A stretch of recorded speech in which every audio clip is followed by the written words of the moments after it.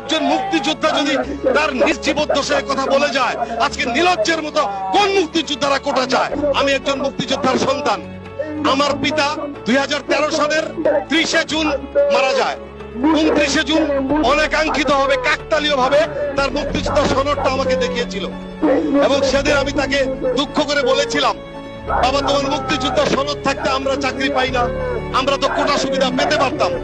সে বলেছিল মুক্তিযুদ্ধের পর তুমি তোমার বাবাকে ফেরত পেয়েছ, তার চেয়ে বড় সার্টিফিকেট আর কি হতে পারে?